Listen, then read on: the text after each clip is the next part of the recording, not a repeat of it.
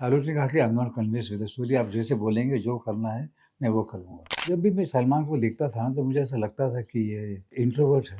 जब मैंने शाहरुख और सलमान को लिया और कहा कि मैं एक्शन पिक्चर बना रहा हूँ, तो मेरे 2-3 डिस्ट्रीब्यूटर छोड़ गए पिक्चर को। ऐसे मल्टी टैलेंटेड फिल्म मेकर जिन्होंने अविश्वसनीय अकल्पनीय चीजों को इतना रियल बनाया कि वो आपको अपना लगने लगा। हमारे साथ हैं the multi talented, the hit machine, Rakesh Roshan ji. कैसे हैं आप? ठीक हो। Thank you for saying good words. अच्छा लगता है सुनने में। आप डिजर्व करते हो। आपने मतलब मैं ये बोल सकता हूँ हमारा बचपन आपने इतना खुशनुमा बनाया हुआ है, हम सेलिब्रेट कर पा रहे हैं। करण अर्जुन की जब बात कर रहा हूँ तो मुझे याद है उसके गाने, उसकी हर चीज़, उसका एक्शन, उसके डायलॉग्स आज तक ज़हन में रहते हैं। वो नॉस्टैल्जिया है हमारा। इसमें कोई मेरी कोई होशियारी नहीं है। मेहनत है, लगन है, सिंसियरिटी है, उसी से पिक्चर बनाते हैं। इसलिए 3 साल में 4 साल में पिक्चर बनाते हैं, ताकि पूरी तरह से हम उसमें ध्यान दें और पिक्चर बनाएँ। पैसे कमाने के लिए पिक्चर नहीं बनाते, पैसे तो पिक्चर कमा के देती है। ये जो मेहनत, लगन, कन्विक्शन की आप बात कर रहे हो ना, वो करण अर्जुन में सबसे ज़्यादा वो दिखता है, वो सिग्निफ़ाई होता है। क्योंकि मेरे ख़्याल से उस समय जब अगर री-इन्कार्नेशन की भी बात करें, तो रोमांटिक लव स्टोरीज़ और वो सब में ज़्यादा चलती थी। एक्शन का ज़माना था। जब आप वो वन लाइनर के साथ, उस कन्विक्शन के साथ आगे बढ़े होंगे, तो आई एम श्योर बहुत सारे लोगों ने आपको थोड़ा रोका होगा कि ये फ़िल्म चलेगी, नहीं चलेगी। 99% लोगों ने रोका, पर मैं अपने कन्विक्शन से पीछे नहीं हटा। क्योंकि मुझे ऐसा लगा कि जब लव स्टोरीज़ में री-इन्कार्नेशन चल सकती है, क्योंकि वो भी हस्बैंड वाइफ होते हैं या लवर्स होते हैं, गुज़र जाते हैं, फिर पैदा होते हैं, फिर मिलते हैं। तो वो प्यार की वजह से ही है। तो एक माँ और बेटे को प्यार से बढ़कर कोई प्यार नहीं होता। तो उस कन्विक्शन से मैंने पिक्चर बनाई और उस कन्विक्शन से राखी ने वो डायलॉग बोले कि मेरे करुणा जलाएँगे। तो वो that maked it believable to the audience कि एक माँ जिनके 2 बेटों को उसके सामने मारा, वो मंदिर में जाती है और भगवान से पूजा करती है। चिल्ला-चिल्ला के रोती है कि मुझे मेरे बच्चे लौटा दो, मेरे करुणा अर्जुन मुझे वापस कर दो। तो बच्चों को आना ही आना है। मेरे ख़्याल से वो सबसे पहली फ़िल्म थी जब शाहरुख और सलमान खान को एक साथ आप लेकर आ पाए। जी। और आज भी लोग ये बोलते हैं जब भी मज़ाक में ही शाहरुख सर से बात करो या सलमान सर से, वैसा प्रोड्यूसर, वैसा फ़िल्म मेकर लेकर आइए कि हमें साथ ला पाए। हाँ, उस वक़्त ईज़ी था क्योंकि दोनों नए थे, तो दोनों ने अ, दिल लगा के काम किया। हालाँकि दोनों रोमांटिक हीरोज़ थे, पर मैंने उनको एक्शन में डाला, क्योंकि मैंने देखा कि ये एक्शन भी कर पाएँगे। सिर्फ़ इन लोग एक ही रोल कर रहे हैं कि मैंने प्यार किया मैं भी सलमान ने और हम आपके कौन भी पिक्चर की 4 महीने पहले रिलीज़ हुई थी। तो उसके भी सारे पिक्चरें मोस्टली रोमांटिक ही आ रहे थे और शाहरुख के भी सारे रोमांटिक पिक्चर आ रहे थे। फिर मैंने देखा कि ये दोनों एक्शन भी कर सकते हैं, कर पाएँगे, क्योंकि कहानी ऐसी है कि एक्शन एक्शन नहीं है, एक कहानी है जिसमें वो एक्शन करते हैं। तो उनको मैंने पहले ही एस्टेब्लिश कर दिया कि वो गोली ठीक से अच्छा चलाता है, वो बॉक्सर है, वो अपने रिंग में फाइट करता है। तो जब वो एक्शन करते हैं तो बिलीवेबल लगता है। ऑल्सो वो जो करण का रोल था, वो थोड़ा गुमसुम सा है, शांत रहता है। जो सलमान की पहले की फ़िल्में थी, उनका वैसा इमेज नहीं था। वो कन्विक्शन कहाँ से आया? वो मुझे जब भी मैं सलमान को देखता था ना तो मुझे ऐसा लगता था कि ये इंट्रोवर्ट है। पिक्चरों में बोलता है कि वो काम कर रहा है उस कहानी में, लेकिन ज़्यादातर वो शांत ही रहता है। उसकी आँखें बोलती हैं, तो मुझे ऐसा लगा कि ये अ, करण के रोल में बहुत सूट करेगा। हालाँकि डायलॉग्स कम थे उसके, मगर उसने बहुत अच्छा काम किया था। ये जो पूरी कास्टिंग को लेकर ना अलग-अलग कहानियाँ हैं। आपने भी पढ़ी और सुनी होंगी कि शुरुआत में मैंने अजय सुनी नहीं है, देवगन। मेरे साथ बची है। तो बताइए हमें। कुछ दिन पहले वो का इसमें अजय अजय देवगन देवगन। और शाहरुख थे, तो कहानी सुनाई, उनको पसंद आई, फिर मेरे पास आए कि हम मिलना चाहते हैं आपसे। वो कह रहे कि मैं अर्जुन का रोल करना चाहता हूँ, ये कर्ण का रोल करना चाहता है। हम अपनी इमेज चेंज करना चाहते हैं। अच्छा, वो एक साथ में। मैं एक्शन हीरो बन जाऊँ और ये रोमांटिक बन जाए अजय देवगन। तो मैंने कहा तो फिर इसमें पिक्चर को फ़ायदा होगा उसमें। तो दोनों चुप हो गए।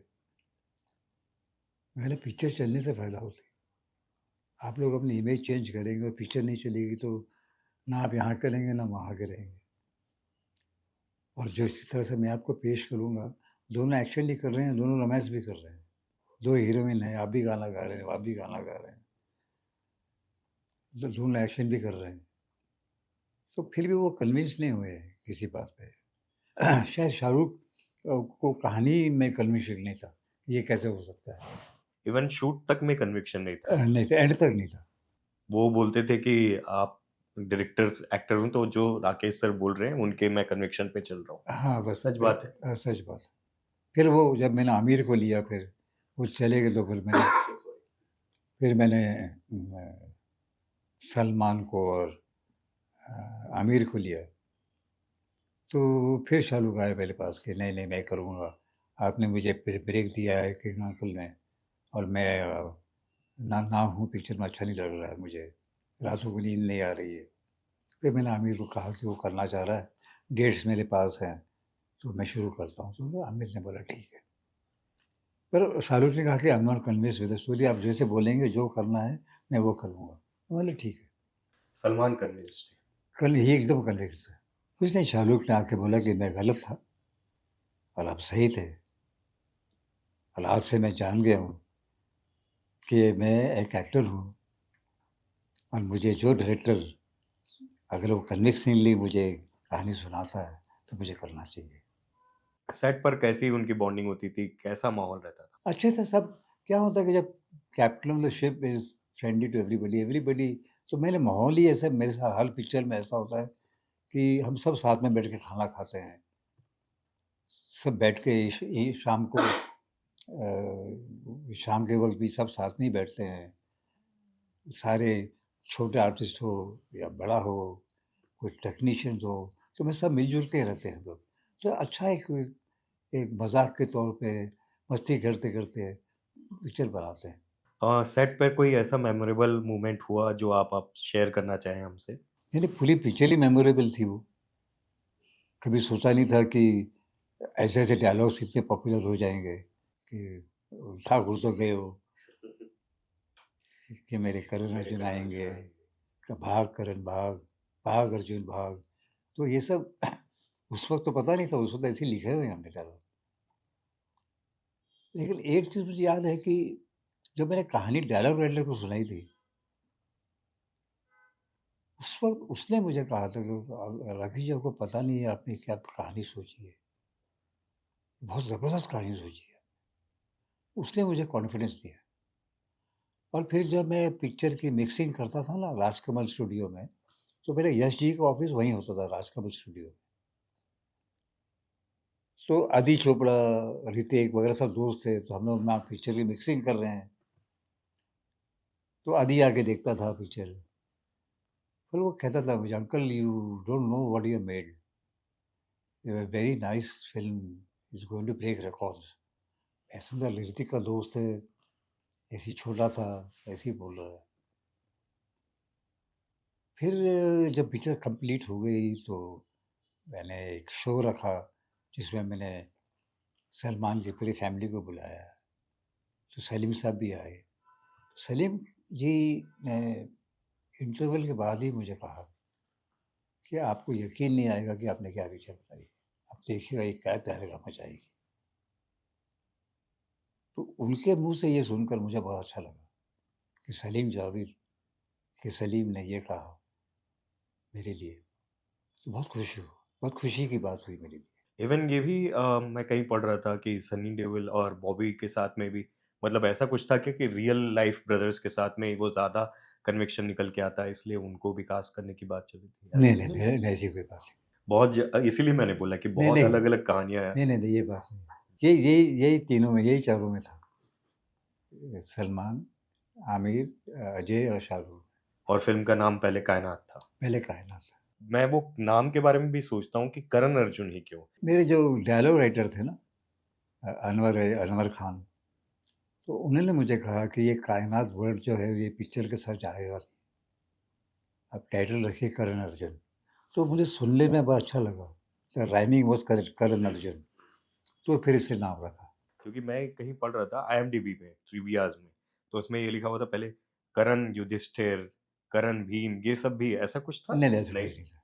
सिंपल था, उसने मुझे कहा कि ये कायनात जो आपने नाम रखा है, वो शायद इस पिक्चर के साथ ठीक जाए नहीं। 2 हीरो हैं, दोनों का नाम रखिए करण अर्जुन।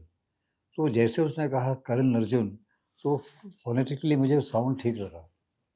बोला हाँ, ये नाम अच्छा लग रहा सुनने में, तो इसलिए रखा। और हीरोइन्स की कास्टिंग के बारे में, उसमें भी बड़ी कहानियाँ हैं।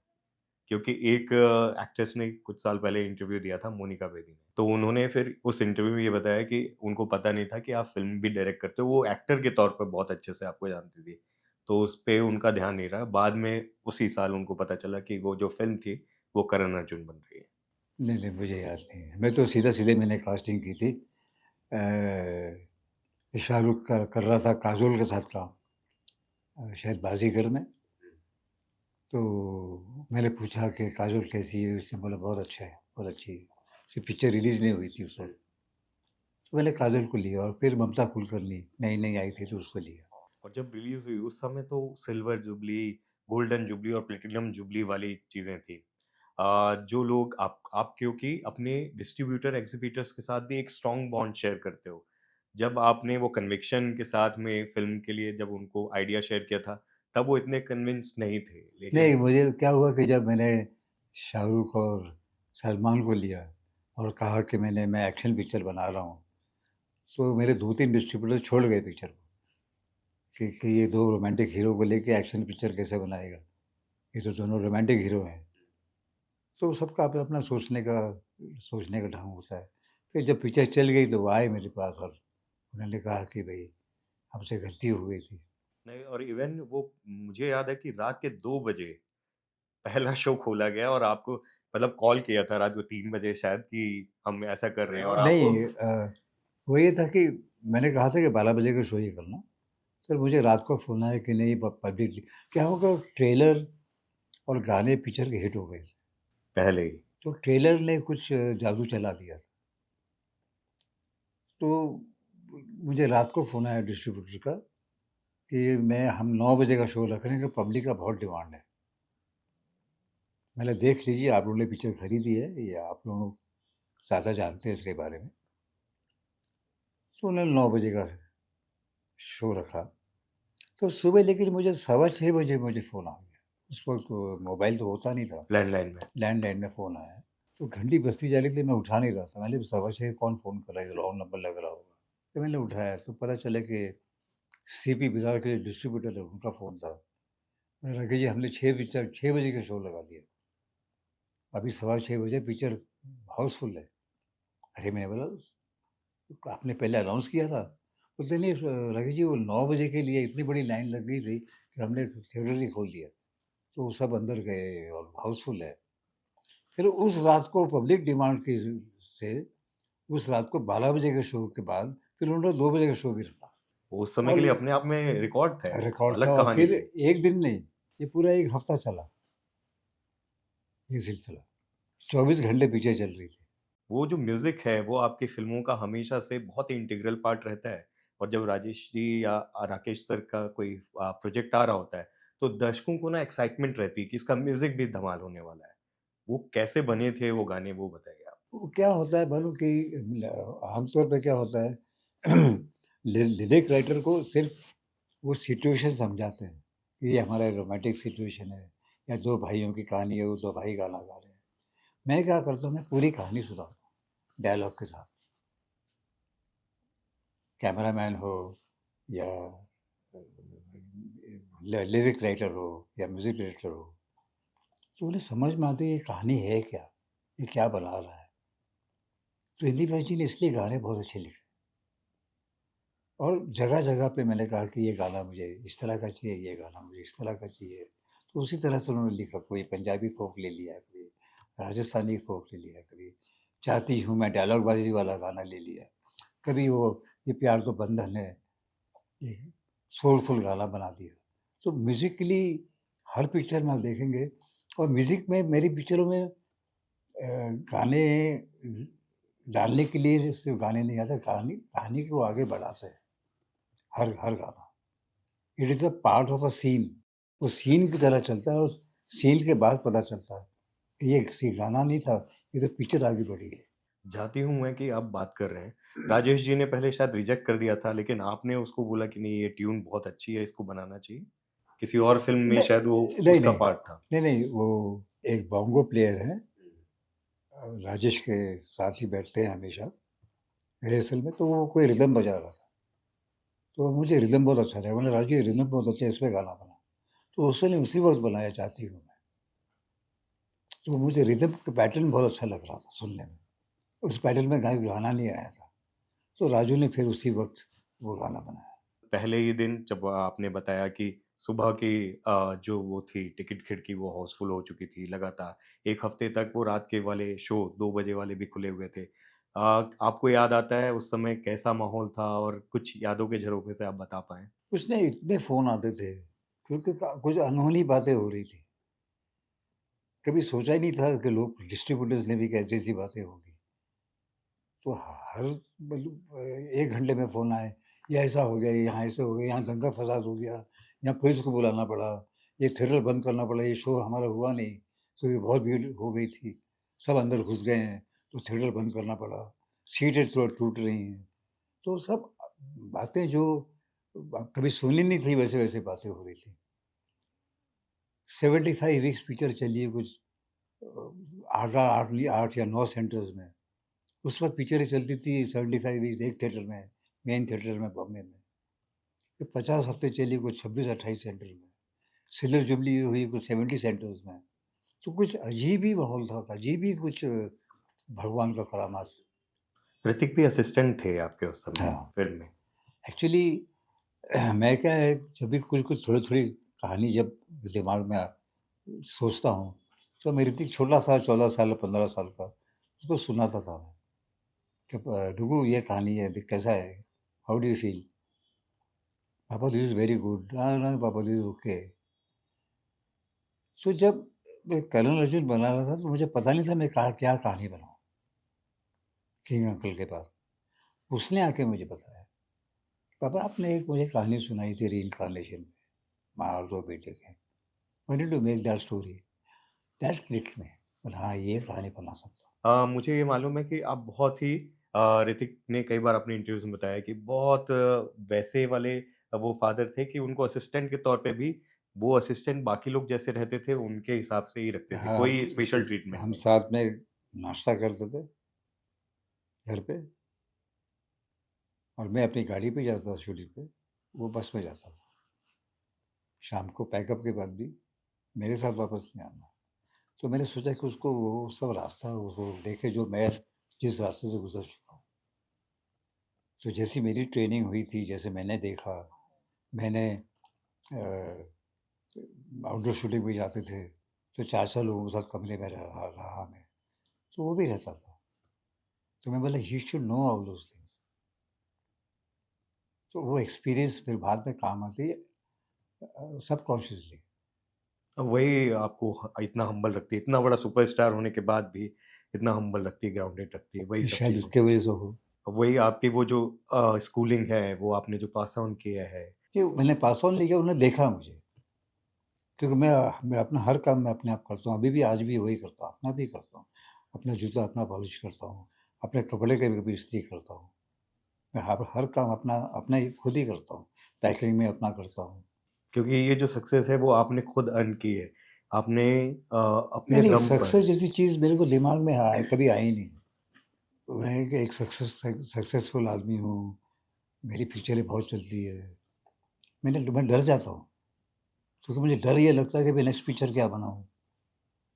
फिर नेक्स्ट कहानी लेता हूँ, मैं ऐसी कहानी लेता हूँ टेढ़ी, फिर उसको सजाता हूँ अ, हर चीज़ से ताकि वो एक कमर्शियल पिक्चर बने। फिर रातों को नींद नहीं आती है मेरे को कि ये लोग कन्विंस होंगे कि नहीं होंगे कि ये मैं उनको कन्विंस कर पाऊँगा। मैंने कहानी तो ऐसी ले ली है, कहो ना प्यार है, 2 हीरो हैं, लेकिन जुड़वा नहीं है, कोई रिलेशन नहीं है कोई उनका। रिलेशन नहीं है। कोई मिल गया है उसके बाद जो एक अ, बच्चे का रोल है और ऋतिक जैसे स्टार और को उस स्टार को समय वैसे रोल उसको करना। वैसा दिखाना। तो मैंने अपने आप को मैं अपना चैलेंज करता रहता हूँ। हालाँकि मुझे लोगों की पिक्चर बहुत पसंद आती है, उनको फ़ोन भी करता हूँ। पर मैं अपना कॉम्पिटिशन मैं अपने साथ ही करता हूँ, अपनी पिक्चर के साथ। आपको क्या मज़ा आता है इस तरह का वो अपने अपने अपनी नींदों को वो करना, परेशान क्योंकि करना? वो चीज़ मुझे जगा के रखता है, वो मुझे इनसिक्योर रखता है कि मैं एक ऐसी पिक्चर बना रहा हूँ, जो लोगों को पता नहीं शायद वो कन्विंस होंगे कि नहीं होंगे, लेकिन मुझे कन्विंस करना है। अभी सुपर हीरो की पिक्चर बना रहा हूँ, फिर हीरो तो सारे सुपर हीरो हैं हमारे यहाँ, सभी 30 माले से छलांग मारते हैं। पर ये केप लेके छाप मारेगा, कोई अच्छा लगेगा कि नहीं लगेगा। पर कन्विक्शन था कि नहीं मेरे को बनाना है, तो उसको मैं अलग ढंग से पेश करूँगा। ये जो पावर है ना कन्विक्शन वाली आपके अंदर, वो कहाँ से लेके आते हो? मैं लाता हूँ या भगवान देता है ये पता नहीं। इतना ही है कि मैं बहुत मेहनत से काम करता हूँ और मुझे कोई जल्दी नहीं है कि मैं चाहे एक पिक्चर चल गई तो दूसरी पिक्चर फटाफट बनाऊँ, ऐसा नहीं है मुझे। अच्छा कर मैं पिक्चरें बनाता हूँ, पिक्चर पैसे कमाती है, मैं पहले कमाने के से लिए ही पिक्चर कुछ नहीं थे। बनाता। और तब क्या वो जो आजकल हम बाउंडेड स्क्रिप्ट और हर चीज़ वो करते हैं क्योंकि 90s के बाकी डायरेक्टर्स के बारे में जब भी हम बात करते हैं तो ये प पता चलता है कि वो सेट पे डायलॉग्स लिखे जा रहे हैं या सीन्स लिखे जा रहे हैं।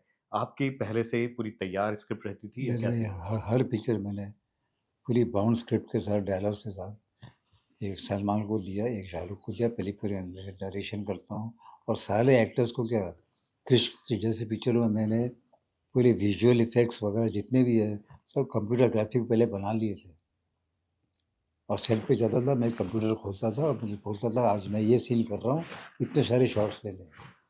I am so well prepared ताकि मैं नहीं चाहता हूँ कि सेट पे पैसा वेस्ट हो, जो भी पैसा है वो पिक्चर में लगे। सबसे खूबसूरत बात आपकी फ़िल्म करण अर्जुन की आपको ऐसा क्या लगता है जिसकी वजह से आज हम 22 नवंबर 2024 में भी उसको री-रिलीज़ देख रहे हैं और इस तरीके से देख रहे हैं कि वो ऐतिहासिक पल लग रहा है? मेरे ख्याल से जो इमोशंस थे उसमें पिक्चर में, that played a very big part. Emotions थे, लोकेशंस थे, everything played a very big part. कभी-कभी ऐसी पिक्चर बन जाती है, आप दोबारा बनाने जाओ तो नहीं बनेगी। Some pictures happen automatically. और आपने पूरी वो जो लोकेशन की आप बात कर रहे हो, राजस्थान में शूट किया। इवन आपने ये पूरी तरीके से प्लान किया रेकी करते समय कि किस समय सरसों का फल फूल दिख रहा है, कैसे उसको शूट करेंगे, बाकी अलग-अलग कौन-कौन से शहर में आएँगे, मंदिर का सीन कहाँ पर होगा, पूरी उन चीज़ों की प्लानिंग की आपने। हर पिक्चर प्लानिंग से ही बनाता हूँ। और वो रेकी करते समय अगली फ़िल्म की भी रेकी हो जाती है आपकी। नहीं अगली फ़िल्म की कहानी नहीं होती मेरे पास, तो लेखी नहीं होती है। लेकिन सबकॉन्शियसली मुझे पता होता है कि ये इस जगह पे ऐसा है। क्योंकि जब अ, मैं करण अर्जुन की शूटिंग लोकेशन देखने गया था, तो पहले मैं यहाँ से गया अहमदाबाद, अहमदाबाद से हम बाय रोड वहाँ से हम पूरा राजस्थान घूम के दिल्ली आए।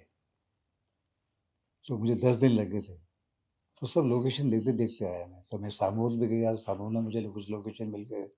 फिर सरिस्का गया, अलवर के पास, वहाँ पे लोकेशन मिल गई मुझे। तो इस तरह से हम अच्छा मेन लीड्स की स्टार कास्ट की तो हम कास्टिंग की बात करते हैं, लेकिन जो आपके विलेन थे, अमरीश पुरी साहब, संग्राम सिंह अगर मैं गलत नहीं हूँ, वो किरदार और राखी। ये दोनों का जो किरदार है वो बहुत ही इम्पोर्टेंट था। पहली बार जब उनको आप लोगों ने नरेशन दिया, उनके क्या रिएक्शन था? कुछ याद आता है? अमरीश पुरी जी ने मुझे पूछा, "तुम्हें लगता है करण अर्जुन वापस आएँगे?"